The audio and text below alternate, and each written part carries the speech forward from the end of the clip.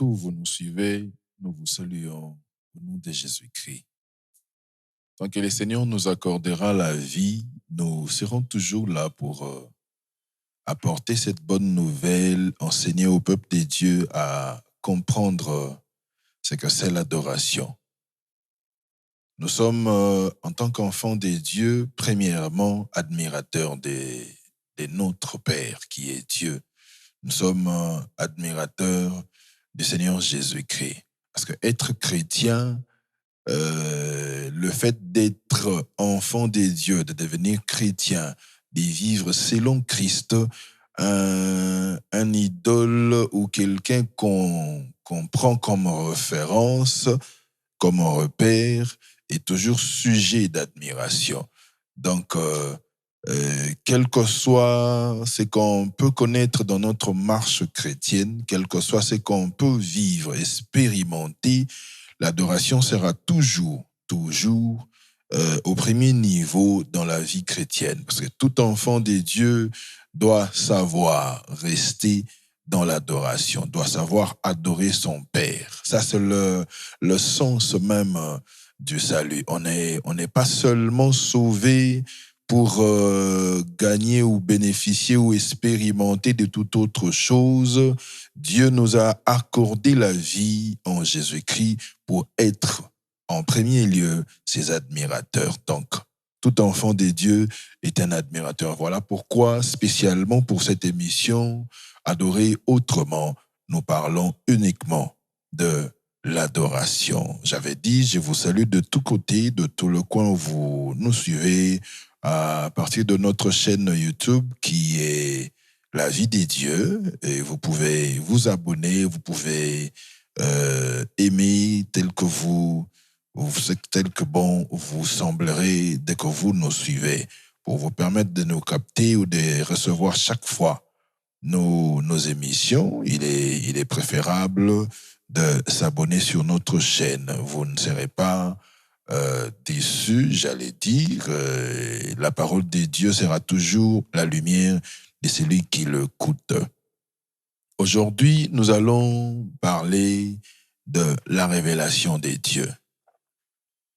La révélation des dieux pour un adorateur. Celui qui adore Dieu doit avoir sa révélation. Nous lisons dans Psaume 119. Psaume 119, nous prenons la Bible dans Psaume 119.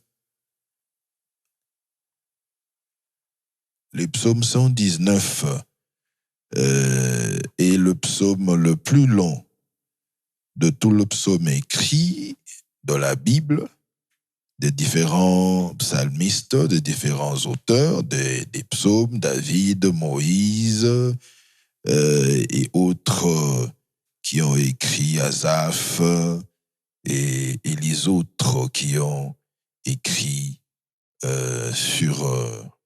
ou qui ont écrit des cantiques que nous interprétons, que nous utilisons aujourd'hui dans nos moments d'adoration, même dans nos moments d'enseignement. Nous allons lire Psaume 119. Nous prenons juste le verset 120, 128. Nous prenons le verset 128 jusqu'au verset 130. La Bible dit ceci: c'est pourquoi je trouve juste toutes tes ordonnances. Je hais toute voie de mensonge. Tes préceptes sont admirables. Aussi, mon âme les observe. La révélation de tes paroles est claire. Elle donne de l'intelligence aux simples. Ça, c'est la parole de Dieu. Nous avons dit aujourd'hui, nous parlons de la révélation des dieux. La révélation des dieux. Il est très important pour un enfant des dieux ou pour celui qui est adorateur d'avoir la révélation des dieux. Les psaumes que nous venons de lire, tout ce chapitre, nous donne beaucoup de vertus où nous montrent les vertus des dieux et comment les enfants des dieux, les chrétiens que nous sommes, en bénéficient. Nous pouvons, chaque enfant des dieux, en tirant de ces psaumes, peut l'utiliser comme il le trouve bon, comme il le respire et comme il se retrouve dans ceci. Je vais vous raconter une histoire que j'ai expérimentée dans une église quelque part où j'étais invité un jour comme prédicateur. J'ai fait une expérience. J'ai posé une question dans une église. J'ai posé la question de savoir, je n'avais pas commencé dans le sens négatif. Et je suis allé d'abord dans le sens positif en posant la question, qui aime Dieu? Et évidemment, c'était toute l'église qui avait levé la main. Et j'ai pris le côté négatif en disant, bon, dites-moi, qui n'aime pas Dieu tel que nous sommes là? Bon, il n'y avait personne n'a pu lever sa main. Et j'ai partagé une autre expérience pour joindre à mes deux questions. Cette expérience-là, j'ai dit, si en cours de route, jeune fille, jeune garçon, vous croisez, en parlant des jeunes filles, une jeune fille qui croise un jeune garçon en cours de route, et puis le jeune homme vient vers elle, lui dit, pour une première fois, c'est pour une toute première fois leur rencontre, et puis le garçon lui dit, je t'aime beaucoup, je suis amoureux de toi. Et puis je pose la question, comment vous allez trouver ce garçon? Quelle serait votre réaction si c'était vous la fille? Et toute l'église a répondu, c'est un escroc, c'est faux, on ne peut pas aimer une personne à la première vue. Bon, et puis j'ai dit, comment est-ce que vous trouvez votre relation avec Dieu? Qui a lu sa Bible ce matin? Et il n'y avait personne. Il n'y avait pas plus de 10 personnes dans l'église. Je dis, bon voilà, comment est-ce qu'on peut connaître Dieu sans pour autant lire sa parole? Et toute l'église était restée calme. Toute l'église était restée calme, très calme. Je dis, voilà, il y a un problème. Il y a un problème dans nos assemblées aujourd'hui. Parce qu'il est impossible d'aimer une personne qu'on ne connaît pas. Alors, comment les chrétiens, les enfants des dieux, prétendent aimer Dieu pendant qu'ils ne le connaissent pas? Et la connaissance des dieux nous vient seulement de sa parole. De sa parole. Nous connaissons. Nous avons appris à aimer Dieu par la connaissance de sa parole.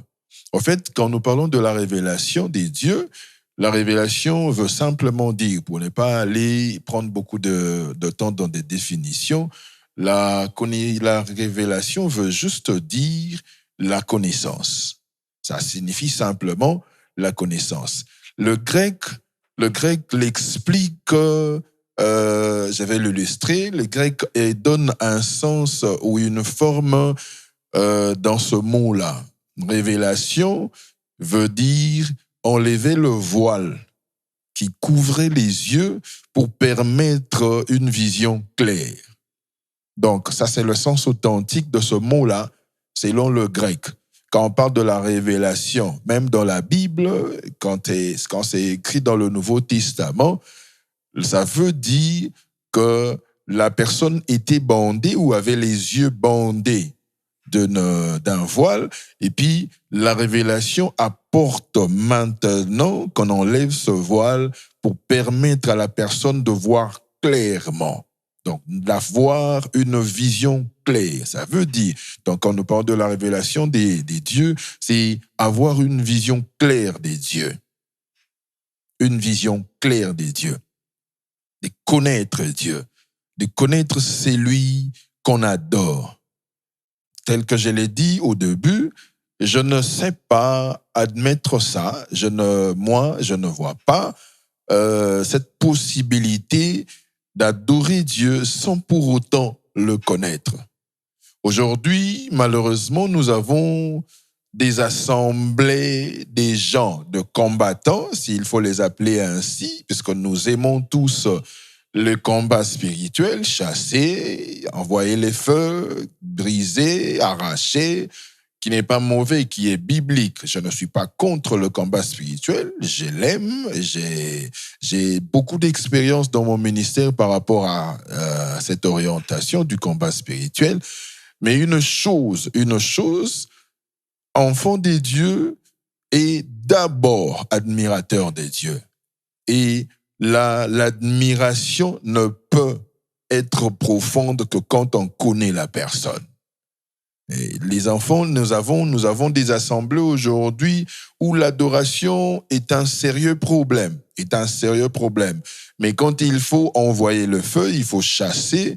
Tout le monde est motivé, tout le monde est enthousiasmé. Mais dans ce domaine d'adoration, ce qui nous manque, c'est la révélation des dieux. C'est tout ce qu'il y a comme expression, dans l'adoration, s'agenouiller,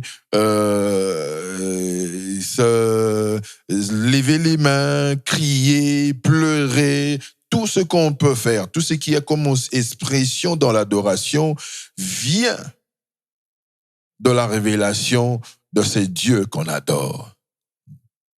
Donc, ce sont pas des gestes simples. Quand vous voyez quelqu'un en train de pleurer pendant l'adoration, en fait, il a la révélation. Il connaît les dieux qu'il adore. Il a expérimenté quelque chose. Il sait exactement qui il est en train d'adorer. Voilà pourquoi Christ dit, il est temps et l'heure est venue où les vrais adorateurs adoreront le Père en esprit. En esprit, ça veut dire par le Saint-Esprit, et puis en vérité, en ayant la révélation des dieux.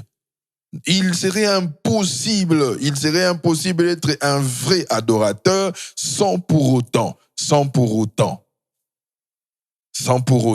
avoir la révélation.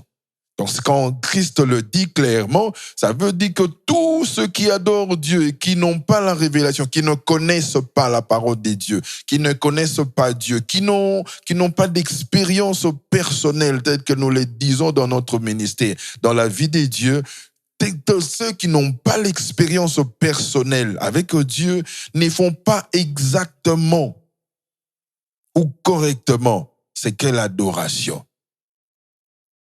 La bouche peut prononcer des mots. Nous n'adorons pas parce que nous avons vu les autres les faire. Nous n'adorons pas parce que nous avons entendu quelqu'un chanter et que c'était de la bonne musique, des belles paroles et qui ont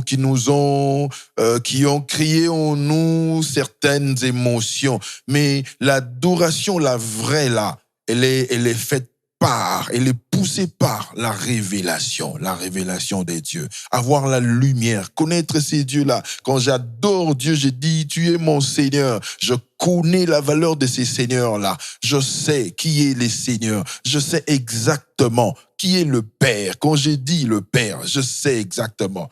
Quand Paul est en train de dire, dans Romains chapitre 10, le verset 14, il parle de la mission. Il dit, comment entendront-ils quand ils n'ont pas, comment le connaîtront-ils quand ils n'ont pas entendu? Moi j'ai dit, comment adorer un Dieu qu'on ne connaît pas? Il est très important, bien-aimé dans les Seigneurs. Il est très important d'avoir la révélation des dieux. Il est très important de connaître la parole des dieux, d'être enraciné dans la parole, d'être tout ce que vous connaissez ou tout ce que nous connaissons comme adorateurs, grands adorateurs. Quand vous lisez, je prends l'exemple du feu Papa Alain Moloto, qui a été un grand adorateur dans notre pays. Celui-là est arrivé même à faire des grandes études bibliques pour resté spécialiste dans son domaine. Il s'est spécialisé dans l'adoration et il s'est approfondi. Il a approfondi des études de recherche pour rester dans cela. Ce ne sont pas des simples paroles, mais ce sont des choses qui viennent de la révélation, de la connaissance. Et vrai adorateur, c'est lui qui adore avec la révélation. Que Dieu vous bénisse. Pour une prochaine fois, nous allons encore vous voir. Que Dieu vous bénisse. Amen.